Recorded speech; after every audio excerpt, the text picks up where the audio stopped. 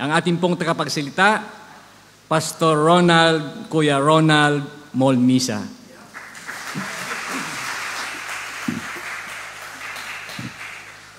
Magandang umaga po sa ating lahat. Hep, hep! Nako, mukhang hindi na po kayo updated. Kasi ano po yan old school na yan. Ano pong uso ngayon? Hep, hep! A. Okay. Misa pa, one more time. Hep, hep! Ayan. Sana magagalit yung mga mas matanda po sa akin, no? Kasi pasensya na kayo, I've been in the youth ministry for more than 2 decades. At tayo po'y nag-aaral din ng youth culture. And before I start, siguro bago po tayo dumako sa ating mensahe, tama po bang orientation? Yan. Ito po yung aking gusto munang ipaalam. Tama ba yung aking nakiklik? Saan ko? Okay. So bago po tayo magsimula, papakita ko lang po yung mga cover ng libro. Yan. At kung may pagkakataon po kayo, tayo po'y nagsusulat para sa mga kabataan. At the latest would be The Struggle is Real. Ngayon pong buwan ay Mental Health Month. At ang aking panawagan, kayo po ay mag-aral tungkol sa issue ng mental health para po matulungan nyo ang maraming mga kabataan. At isa pa po, this coming February 2026, I don't know, pakitulong na lang siguro ako. Next. Yan. Kung nakikita nyo po, meron po kaming conference na gagawin sa Cuneta Astrodome. At kung meron po kayong panahon at salapi, yan po ay nakakahalaga ng 400 pesos na merong t-shirt hanggang October 15. So kung may pagkakataon makapunta, ang topics po na pag-uusapan, breakthrough in mental health. We will invite a mental health expert. And then we will have a topic on youth leadership. And then, ang hindi po nawawalang topic, breakthrough in relationship, usapin ng pag-ibig. So sa mga nais na pumasok sa pakikipagrelasyon, I hope marami po kayo matutunan dito. And then, meron pong topic also about spiritual breakthrough and revival. Okay, nabasa na po kanina yung ating verses for our topic. Hindi ko na po babasahin yan. May isang nagtanong minsan na isang author sa isang theologian. Ang sabi niya po, anong pinagkaiba ng Kristyanismo sa ibang reliyon? Ang sabi ng theologian, isa lang. Because Christianity is all about grace. Alam niyo, sa ibang reliyon, kailangan mong maging mabuti, gumawa ng mga ritual, para maging maayos ang pagtingin sa inyo ng Diyos. Pero pagdating po sa Kristyanismo, may isang hindi nagbabagong katotohanan. Tayo po ay narito. Kami po mga pastor narito dahil sa purong biyaya ng Diyos. Kaya ang topic po na nais ko sanang ibahagi sa inyo at nais ibahagi ay pinamagatan kong The Transforming Grace of God. Tayo po muna ay manalangin bago tayo magsimula. Salamat Ama sa patuloy niyong biyaya at ang aming panalangin banal na Espiritu, that this word will not only be information, but agent of transformation ng buo naming pagkatao. Be with us, Lord Holy Spirit, na kayong tunay na nagbabago sa buhay ng bawat isa. Be glorified, our Father and our Lord Jesus Christ. This we pray in Jesus' name, and everybody said, Amen and Amen. Define lang po muna natin ano ho ba yung grasya ng Diyos. The grace of God is what we call unmerited favor. Kayo ho ba'y naranasan nyo na mabigyan ng regalo, pero hindi nyo birthday? Sino ho sa inyo nabigyan na ng mga 10,000 nang hindi nyo hinihingi? Ang tawag po doon, grasya. Ang pagkakaiba ng grasya sa awa, ay meron kayong nagawang masama, pero hindi kayo binigyan ng parusa. Grace and mercy, kinata natin kanina, mercy is falling. Dapat parurusahan tayo ng Diyos, pero hindi niya ginawa dahil sa kanyang awa. Pero ang sinabi sa Book of Titus, basically, is what we call grace. Shown to all men. Noong una tayo niligtas ng Panginoon, nung panahon na kayo lumapit sa Panginoon, natanggap niyo ang dalawa na ito, biyaya at awa. Hindi mo niyo kayang tanggapin ang grasya ng Diyos sa pamamagitan ng sarili niyong kakayahan. Let's read Ephesians chapter 2, 8-9. For it is by grace you have been saved through faith. And this is not from yourselves, it is the gift of God, not by works, so that no one can boast. Palagay ko, kung meron po kayong isang tatandaan na verse sa Bible na huwag niyong kalilimutan, that would define biblical Christianity, ito po yun. Tandaan niyo po, nakalagay dyan, tayo niligtas ng Diyos, nung tayo nanampalataya. May ginawa ho ba tayo na para ikaligtas natin? Ang sabi nga nila, meron daw tayong ginawa kahit konti, tayo'y naniwala. Ayun lang po ang gagawin, maniwala lang po kayo. Pero yung sabihin ninyo, kayo magpakabait, kayo magsimba 24/7, hindi na po yun ang kailangan dahil ang biyaya ng Diyos ay sapat para sa ating lahat.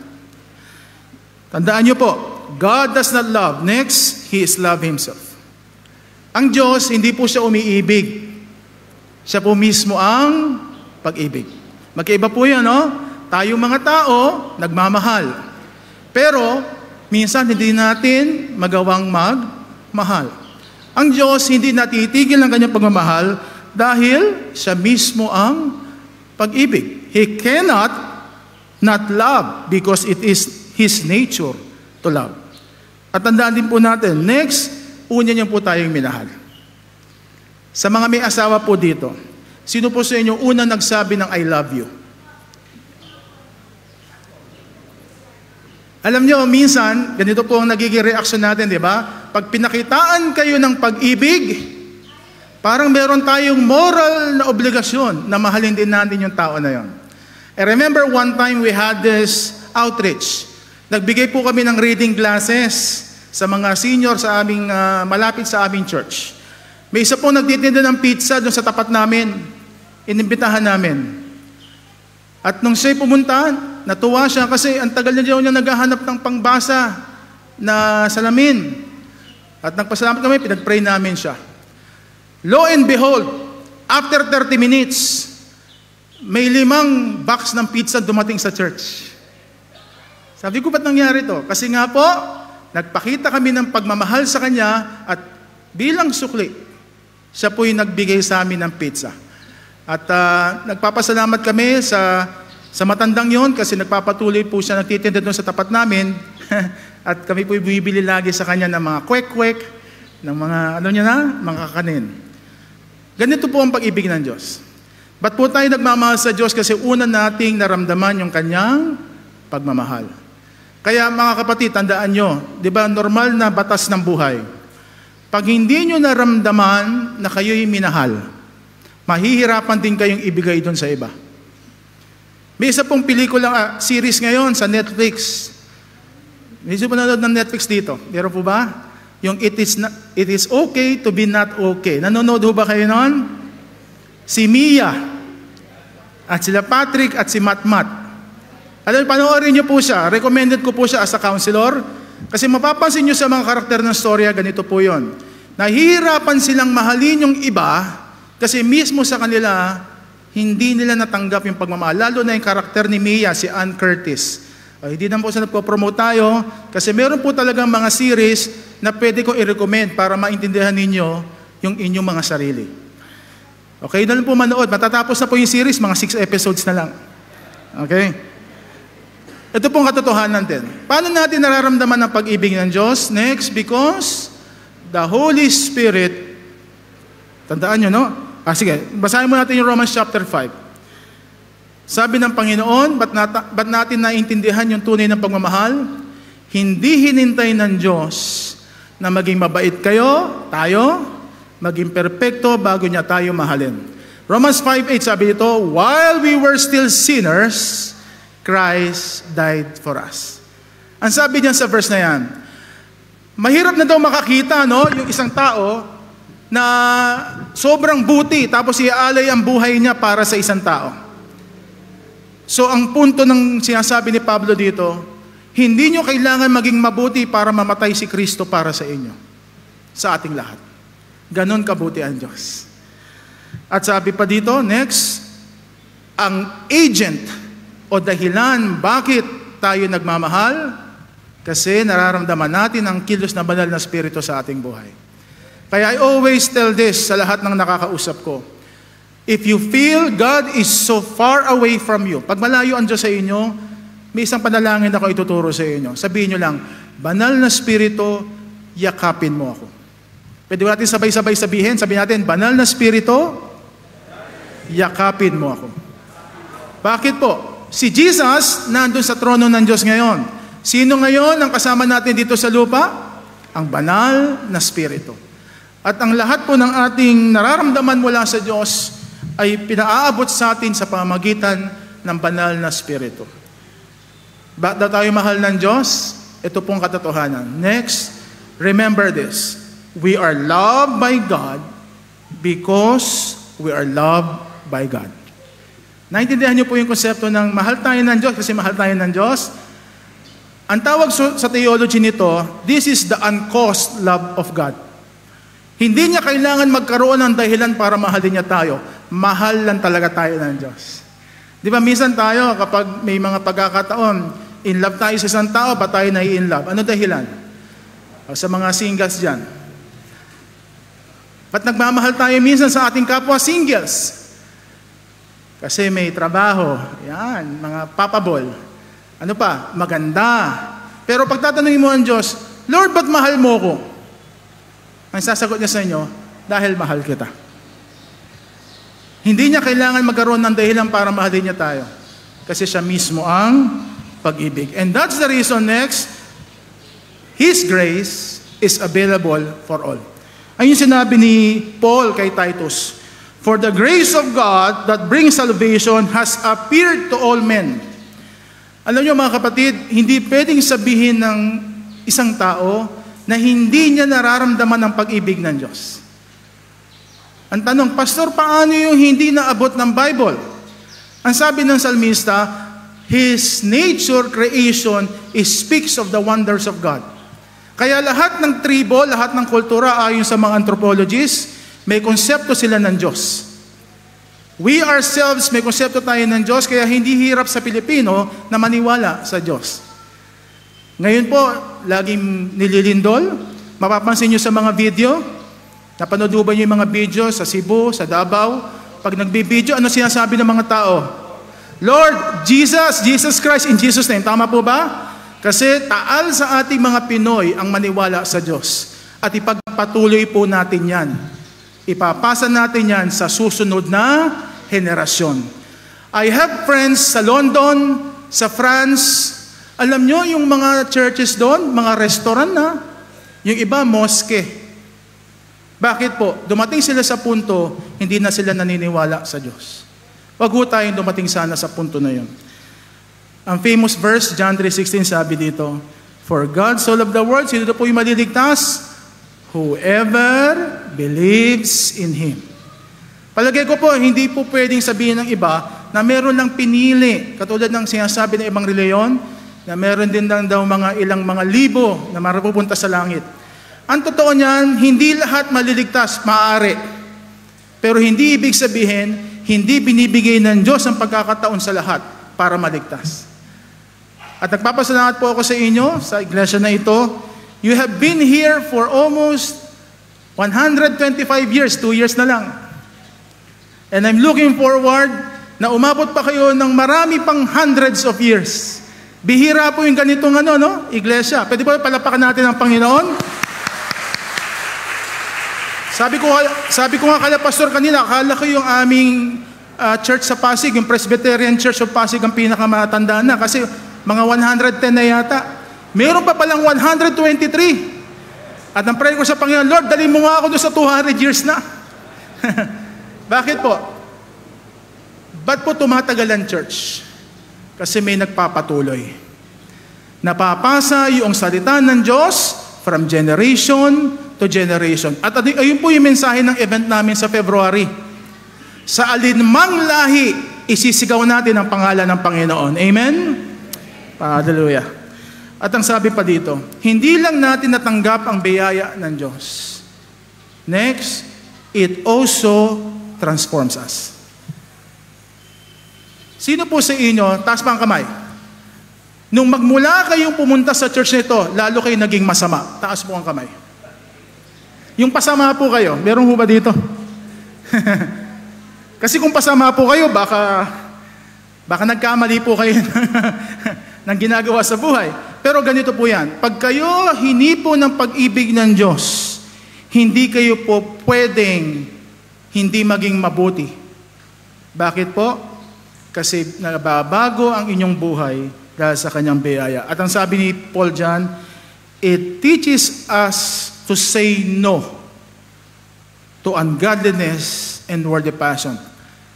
Natatandaan niyo po ba yung buhay niyo nung wala pa kayo sa Panginoon? Para kayong, sorry for this term, para kayong aso na nakakadena, kung saan kayo sabihin ni Satanas, oh, anak, dito ka. Di ba, sumusunod lang kayo sa gusto ng kaaway. Pero nung kayo nakakilala sa Panginoon, kahit yung makakupit kayo ng piso, nagigilty na kayo. Tama po ba? O bakit hindi pa ho yung nagigilty kahit piso? Natatandaan ko yung ako'y high school. Nandiyan yung kapatid ko. Ang tatay ko mahilig po maglagay ng pantalon sa ilalim ng hagdan namin. At yung pitaka ng tatay ko, makapal yun. Tatay ko po ay dating pulis. Pag makapal, ano ibig sabihin? Mga singles, nagtatrabaho, pag makapal ang maraming ID. Okay? Hindi lang, maraming pera. Eh, syempre kami I would speak for myself, bahala na yung mga kapatid ko kung sila may gumawa nito. Syempre, kapag wala kang baon, kukuha ka na lang, hindi ka nakapagpaalam. Sabihin ng tatay ko, parang nabawasan itong aking pitaka. Parang may narinig akong dagang, may dagang kumupit dito. Noong nga panahon na yan, hindi pa nagigilty kasi normal sa atin. Mga kapatid, kapag ang kasalanan normal sa inyo, ibig sabihin, hindi pa kayo nababago ng Panginoon. Dahil hindi pwedeng magsama ang dilim at ang liwanag. Palagay ko naman po, naintindihan niyo yung gusto nating sabihin dito. Ang tawag po sa banal na spirito, banal na spirito. At kapag meron po kayong kabanalan sa inyong buhay, pumasok sa inyong sariling pagkataong banal na spirito, lahat ng madumi, lahat ng makasalanan, hindi kayo magiging komportable. Kung dati normal sa inyo magsinungaling, yung hindi nga lang kayo magsabi ng isang detalye sa kwento ninyo nagigilty na kayo. Pero pag walang guilt, yun ang problema. At yan ang problema natin minsan, o hindi pala minsan, madalas sa ating bayan. Yung pangungurakot, pagnanakaw, hindi siya kasalanan. Ipag-pray po natin ating bayan, dire-diretso po. So paano po nangyayari ito? Number 1, merong next conviction. Kapag ang Panginoon, sa pamamagitan ng banal na spirito, pumasok sa inyong buhay, nako-convict kayo, nalalaman nyo, ay naku, mali ang ginawa ko. You realize and now you repent. Mga kapatid, alam nyo ho ba ibig sabihin ng salitang repentance sa salitang Griego? Metanoia, meaning, nagbabago ang inyong isip. Romans chapter 2 verse 4, ito pong sinabi ni Pablo, or do you show contempt for the riches of His kindness, tolerance and patience, not realizing that God's kindness leads you toward repentance. Ako po'y counselor na maraming mga mag-asawa. May isa po kaming kaso. Yung lalaki, babaero. Ulit-ulit. Sabi nga, babae, bisyo. Yung babae, mananampalataya. Na laman lang namin, yung lalaki biglang nagbago. Nagbago. Dahil yung babae dasalin. Lagi niya patalangin, Lord, baguhin mo ang asawa ko. May nakaka-relate po ba? Lagi niyo papanalangin ng inyong mga asawa, babae man o lalaki, ilapit niyo sa Panginoon. In-interview minsan namin yung lalaki. Anong nangyari? Ba't biglang nawala sa sirkulasyon ng mga babaero at may bisyo? Ano pong sagot niya? Kasi ang bait ng asawa ko. Kahit anong gawin kong pagluloko, kahit anong gawin na masasama, tinatanggap pa rin niya ako. Naintindihan niyo po yung pag-ibig ng Diyos? Kapag gaano niyo naramdaman ang pag-ibig ng Diyos, kayo na rin ang mahihiya sa inyong sarili. Sino po sa inyo napatawad na yung big time? Yung talagang ang dami niyo nagawang pagkakasala pero pinatawad pa rin kayo. Kayo po ba'y gumawa ulit ng kasalanan? Ang tawag po doon, sorry for the term, wala daw po kayong hiya. Pero kung kayo binago ng pag-ibig na yon, natatanggap ninyo, ibig sabihin, naramdaman ninyo ang halaga kung paano mahalin. Naintindihan niyo po mga kapatid? The kindness of God leads us to repentance. Example, number 1. Ang ganda ng title, pamagat ng inyong banda, no? Damascus Encounter. Next, si Paul.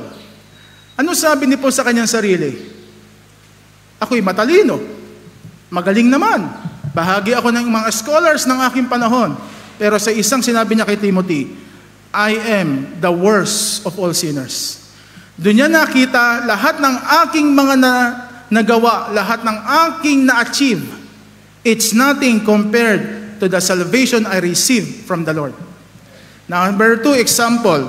Kilala niyo ba si Zacchaeus? Ang sabi sa Luke chapter 19:8, But Zacchaeus stood up and said to the Lord, Look, Lord, here and now I give half of my possessions to the poor. And if I have cheated anybody out of anything, I will pay back 4 times the amount. Ano sinasabi ni Zacchaeus dito? Lord, kahit maghirap ako, magdildil ng asin, mapakita ko lang sa inyo, nagsisisi ako, gagawin ko. And we need more Zacchaeus in this generation, lalo na yung ating mga pasaway na mga leader ng bansa. At ang totoo niyan, hindi nga dapat magsimula sa mga leader lang, sa atin mismo. Mga kapatid, ganitong gusto ko pong sabihin. Ang corruption, hindi po nagsisimula sa gobyerno. Ang corruption, nagsisimula sa ating mga pusong marumi na hindi humihingi ng pagpapatawad at paglilinis ng Panginoon. Sabi nga ng tatay ko, minsan sa bahay nagsisimula ang corruption. Paano? Pag umiyak yung anak, sabi ng anak, ba't ka umiyak? Sabi ng tatay, ba't ka umiiyak? Gusto ko nung ganito, bili mo ako nun. Ano gagawin ng tatay? Bibigay. Ang tawag doon, suhol. Mga kapatid, let's be aware also kung ano yung ginagawa natin sa level natin ng mga katiwalian. Pero may pag-asa, paano tayo mababago? Magdesisyon lang tayo, magpaayos sa Panginoon. 1 Corinthians 6:19-20, bakit tayo nagkakaroon ng conviction also? It's because, sabi ni Paul, you are not your own. You were bought at a price. Pwede ho bang sabihin sa katabi, yung katawan mo, hindi sa'yo yan. Kanino daw po yan? Sa Panginoon. Pag sa Panginoon, hindi ikaw ang nagdidispatcha, hindi ikaw ang nagde-decide, hindi ikaw ang nagsasabi, my body, my rules. Naintindihan po? Narinig niyo po yung term na yon? My body, my rules. Pag Christian po kayo, nag-alay ng buhay sa Diyos, niligtas kayo ng Diyos, ang katawan natin, hindi po sa atin, kundi sa Panginoon. Our body, God's rules. Naintindihan po? Galatians chapter 4, ito pa po. Ba't tayo nagkakaroon ng conviction? Sabi ni Paul naman sa mga taga-Galatia, because you are children, God has sent the Spirit of His Son into our hearts crying, Abba, Father. So you are no longer a slave, but a child. Nararamdaman niyo bang mahal na mahal kayo ng Diyos bilang kanyang mga anak? Marami sa atin, kahit tayo Kristiyano na, hindi natin matanggap na kahit tayo nagkakasala, kahit tayo may kahinaan, mahal pa rin tayo ng Diyos. Noong ako'y nagsisimula sa pananampalataya, I remember, 17 years old ako. Ang tingin ko sa Diyos, kapag ako nagkasala, hindi na kami bati. Kaya yung aking pagkakasala, binibilang ko. Ang araw kung kailan ko ulit siyang hindi nagawa. Doon ko naintindihan nung nagbasa ako ng Ephesians chapter 2 na anuman na mangyari, kahit may kahinaan man ako, kaya ako mahalin ng Diyos. Mga kapatid, itong encouragement ko sa inyo. Di ba marami kayo nakikitang kahinaan sa inyong sarili? Ang gusto ng kaaway, lumayo kayo sa Diyos. Romans chapter 8, therefore, there is no condemnation for those who are in Christ Jesus. Anak ko ba kayo ng Diyos? Kung anak kayo ng Diyos, maniwala kayo, walang matinong magulang ang magtataboy ng anak dahil nagkamali lang. May isa po akong isang illustration. Next. Napanood niyo ho ba to sa mga cartoon? Ano po yung cartoon na yan? Beauty and the Beast. Ang karakter po dyan si Bel at ang isang prinsipe na sinumpa dahil sobrang mataray, matapobre. Ano pong kwento? Ano pong mensahe ng kwento? Ang sabi ng mga nanumpa dun sa beast, kailangan may isang taong tunay na magmamahal sa iyo para lumaya ka sa sumpa. At sino po yon? Si Bel. Ano pong gusto ko ipaabot sa inyo? Parang si Lord si Bel. Hindi niya nakikita yung masama nating panlabas. Kasi mas focus si Lord sa kung anong magiging tayo kapag minahal niya tayo at minahal natin siya. Ganito yan mga kapatid. You can be loved by God kahit unlovable ka. Itong mahirap ibaon natin minsan sa ating sarili, kaya marami mga Kristiyanong hindi nagpapatuloy. Kapag nagkasala, ay naku, wala na. Hindi na ako makabalik sa Panginoon, tatanggihan na ako ng Diyos. Di ba sinabi ni Lord, lahat na lumalapit sa akin, kailanman hindi ko tatanggihan. Mga kapatid, tandaan niyo po ito. Ano man ang ating pagkukulang, ang gusto ng Panginoon, ano man ang ating kasalanan, lumapit tayo sa Kanya. Dahil ang gawa ng kaaway, ang gusto niya, pag nagkasala tayo, mawala tayo sa Panginoon. Kaya nagpatuloy itong church na ito, kasi naniniwala ako, may mga leaders na kahit may mga kahinaan, umasa sa grasya ng Diyos. Hallelujah! Palapakan natin ang Panginoon.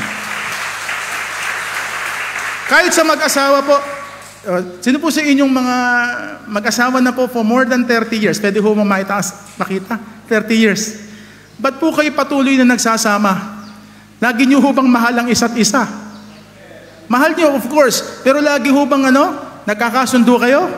Hindi naman, di ba? Ang sabi nga ng isang pastor's wife, ang marriage daw po is a union of two good forgivers. Ba't tayo nagtatagal sa pag-aasawa? Kahit may kahinaan minsan, di ba? Kahit ang tanda, sinabi ko kanina, nang bababae na, handa pa rin magpatawad. Pero yati sinasabi, na tinotolerate natin ang abuse sa relasyon. Ang sinasabi natin ito, kung kaya kayong patawarin ng Diyos at hindi ng inyong kasalanan, I hope you can also extend that kind of forgiveness sa iba. Ay sabi ng isang pastor, if your Christian conversion did not reverse the direction of your life, it did not transform it, then you're not converted at all. You're simply a victim of accept Jesus heresy. Mga kapatid, merong modern gospel ngayon na pinipreach na tanggapin mo si Jesus and okay ka na. Ang tunay na pagtanggap sa Panginoon, hindi lang sa nguso, kundi sa puso. Makikita ng tao kung talagang Kristiyano ka. Alam nyo, isang tip ko sa inyo, kahit sa mga kapitbahay nyo, hindi nyo kailangan sabihin Christian kayo. Ipakita nyo lang na si Kristo ay nabubuhay sa inyo, hindi nila tatanungin, maiintindihan nila, kahit hindi kayo mag-preach. So ano pang dahilan ba tayo nagbabago? Conviction, and then binibigyan tayo ng kapangyarihan ng Diyos for our next sanctification. Okay, next word natin, next. What is sanctification? Pag sabing sanctification po sa Tagalog, ito yung pagpapabanal. Yung sinabi ko sa inyo kanina, wala sa atin, nagpapatuloy sa Panginoon, lalo tayong sumasama. Mapapansin nyo to, yung dating palamura, hindi na nagmumura. Tama po ba? Yung mga chismosa, mga preacher na. Okay? Yung mga dating kuripot, ang dami nang binibigay na offering sa church. Bakit po nangyayari yon? Kasi naramdaman natin yung sobrang pag-ibig ng Diyos. Hindi ko mapigilan. May isang kanta nun ng Hillsong So blessed, I cannot contain it. I have to give it away. Romans chapter 6, do not offer the parts of your body to sin as instruments of wickedness. Mga kapatid, tanda na binabago kayo ng grasya ng Diyos, hindi na kayo intentional o hindi na kayo nabubuhay sa kasalanan. Ang sabi ng iba, okay na ba pastor na sabihin na ang mga Kristiyano nagkakasala din? Yes. Pero yung desisyonan mo na hindi iwan yung buhay ng makasalanan, ibig sabihin, hindi ka pa nababago ng husto. May isa akong couple na kinounsel. Nagkaproblema sila sa kanilang marriage certificate. Yung lalaki ay kasal pa pala sa isang kasalan na akala niya biro-biro lang. Kasi nung panahon na yun, member siya ng frat. Tapos ang nangyari, basically, kinasal sila ng kanilang brad. Meron mga kasalan. Yung pala, pinaregister. So nangyari, hindi na nagpakita yung babae. After so many years, nagpakasal uli siya.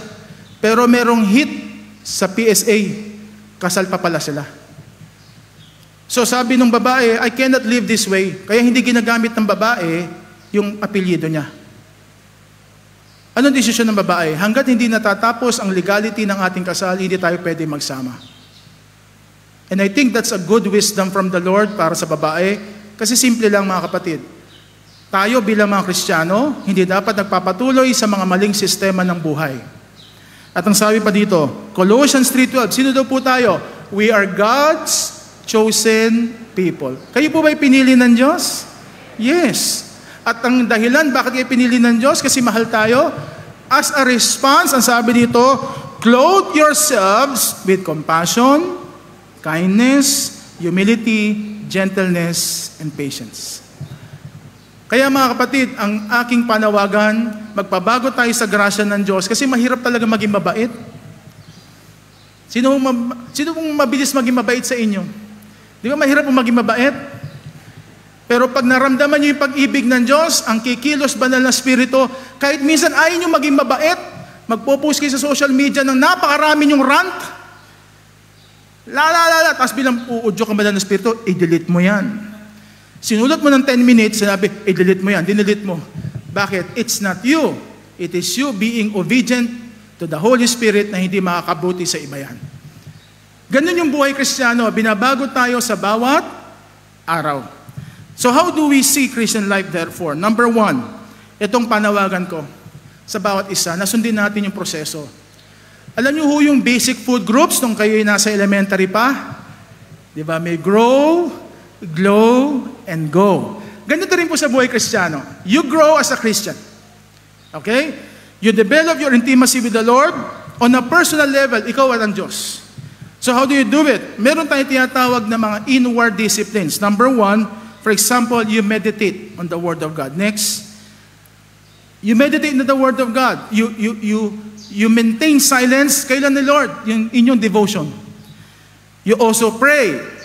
Ang isang Kristiyanong hindi na nanalangin, sila yung madalas nagkakasala. Kasi wala na silang gamay ng banal na Espiritu. And do you also do fasting? Fasting is a discipline para maging focus ang ating espiritu sa Diyos.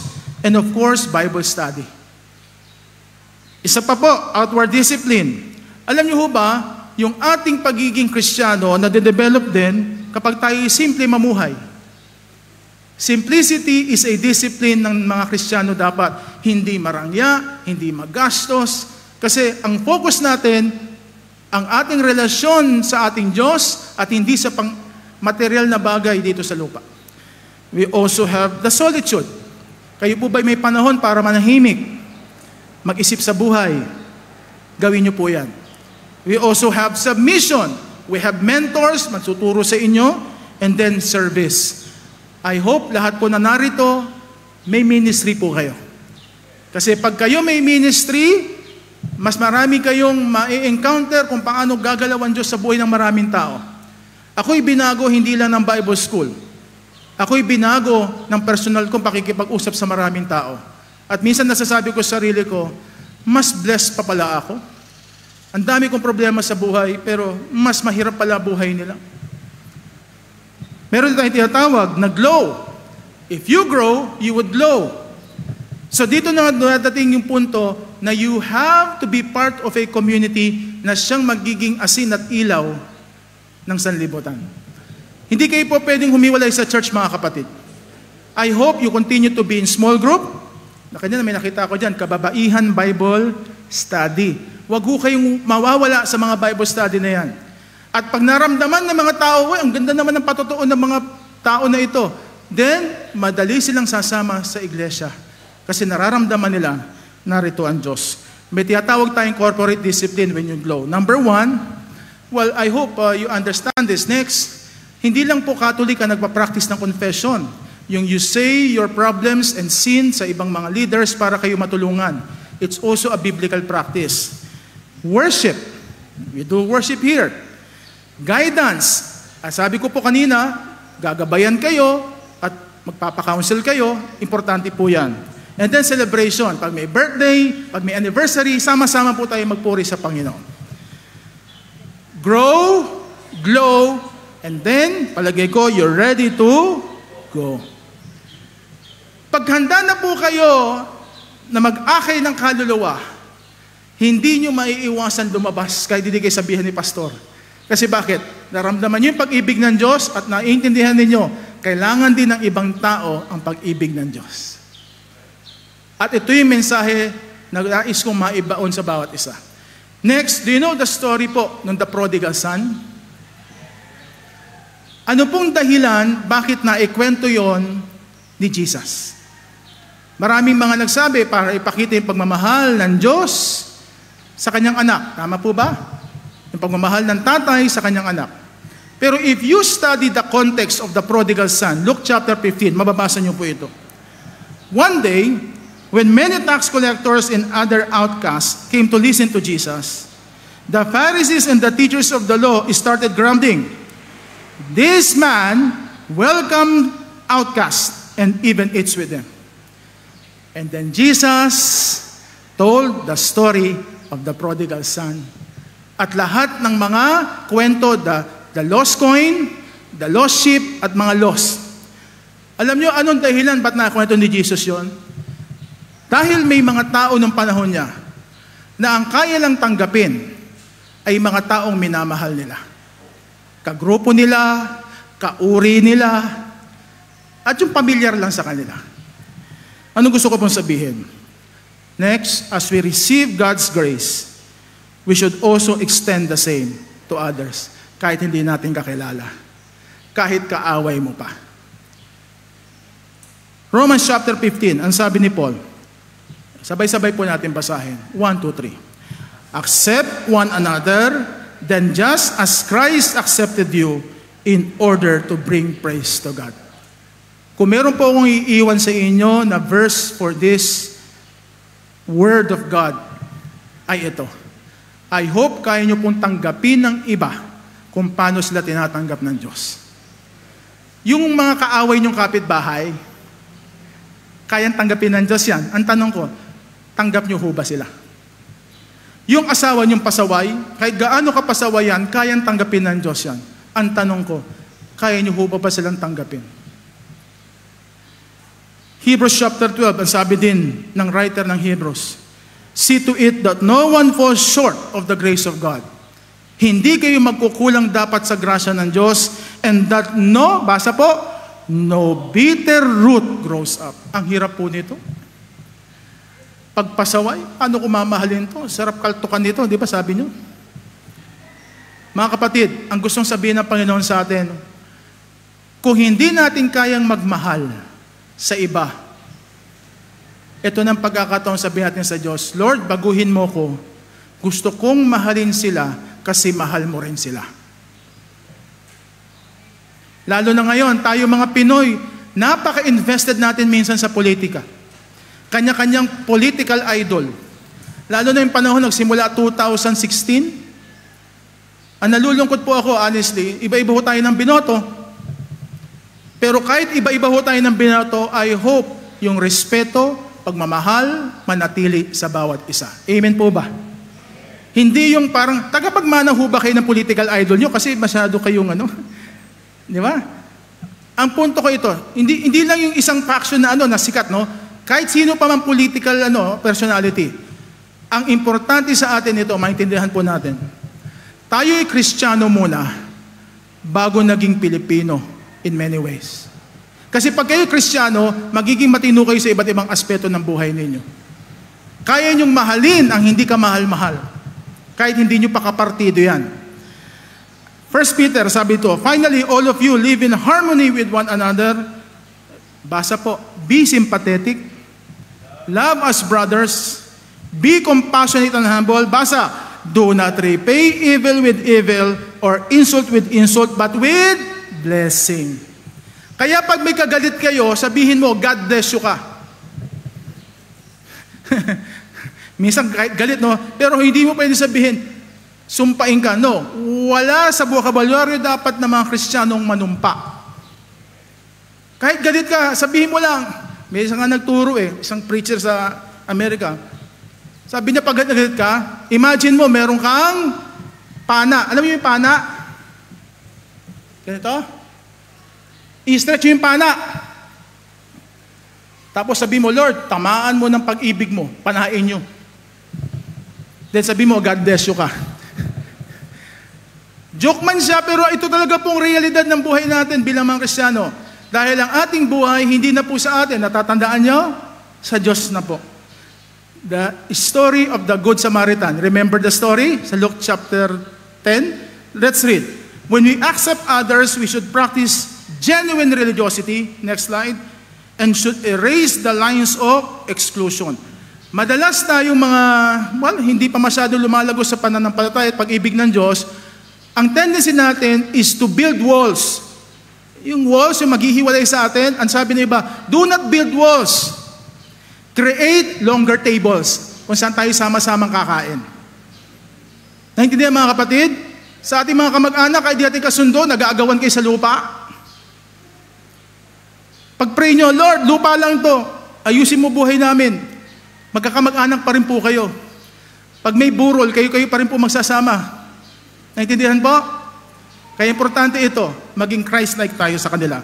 So, sino yung mamahalin natin? Nakita ko lang itong meme na to. Number 1, the homeless neighbor, the Muslim neighbor, the black neighbor, the gay neighbor, kaya galit kayo sa mga bading LGBTQ, the immigrant neighbor, the Jewish neighbor, the Christian atheist, disabled, addicted.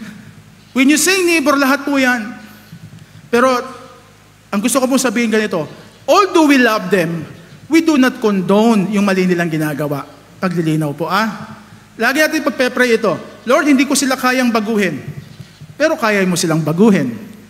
Mamahalin ko pa rin sila, kahit hindi pa sila nakakakilala sa inyo. Amen po ba? Kaya palapakan natin ang Panginoon.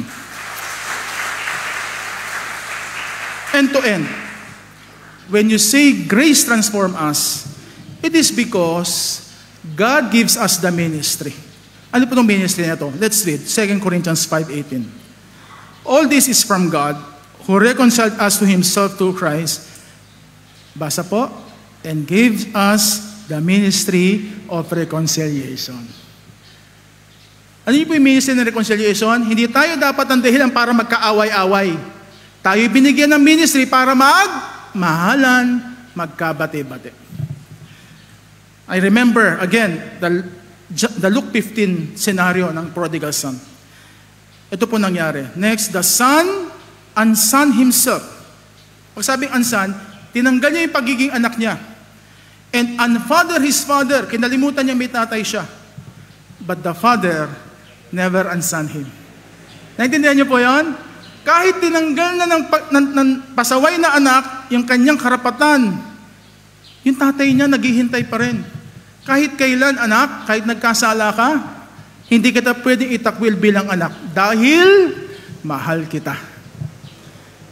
And that's the reason why next we must always reflect the Father's love for His wayward Son. Mga kapatid, alam ko ilan sa inyo nag-iisip, paano to, pastor, ang hirap nito. That's why we need the grace of God. Kahit hindi natin magawa ng biglaan, pag pinipray natin, Lord, baguhin mo ko, and let's cooperate para maging mapagmahal tayo sa iba. Because transformation next is a lifelong process. Madali ho bang magbago? Pero sinasabi natin sa iba, magbago ka na ha. Tapos naaasar tayo minsan sa kanila pag di pa nagbabago. Tanungin natin ang ating sarili, madali ho bang magbago? Hindi. Lalo na kung wala si Kristo sa buhay natin. 2 Corinthians 3:18, and we, who with unveiled faces all reflect the Lord's glory, are being transformed into His likeness with ever-increasing glory. Ba't tayo nagbabago? Simple lang po, because We depend on the Holy Spirit para tayo maayos. Overall, ano gusto ko po sabihin? How does grace transform us? Ito pong nangyayari. Number 1, we learn how to love God completely with all our heart, soul, and mind, and spirit. We know how to love ourselves correctly. Alam natin kung sino tayo sa Panginoon, anong ating biyaya bilang mga anak ng Diyos. And we know to love others compassionately. That's the product of the transforming grace of God. And when you feel, next, you are not good enough, approach your good and gracious Savior. Kapatid, mahal na mahal ka ng Panginoon, ano man ang kahinaan mo, kaya kang baguhin ng Panginoon. Dahil lahat ginawa niya para sa atin. End to end, may nag-define ng grace. Ang sabi doon, it is God's riches at Christ's expense. Palapakan natin ang Panginoon. Tayo po'y manalangin. Panginoon, salamat sa iyong patuloy na biyaya sa bawat isa. Salamat sa kamatayan mo sa krus na sa nagpasimula ng maayos, magandang buhay para sa amin. Panginoon, kung mayroong mga may pagkukulang, kahinaan, banal na spirito, ang aking panalangin, ako'y nagsusumamo. Turuan mo kami makinig sa inyong tinig at turuan mo kami, Panginoon, sumunod sa inyo. Dahil sa aming pagbabago, mas lalo namin napapakilala ikaw, aming Panginoon, sa maraming tao. And may your name be glorified sa lahat ng aming ginagawa. To you, we bring all the praises and glory. This we pray in Jesus' name. Amen and amen. Maraming salamat.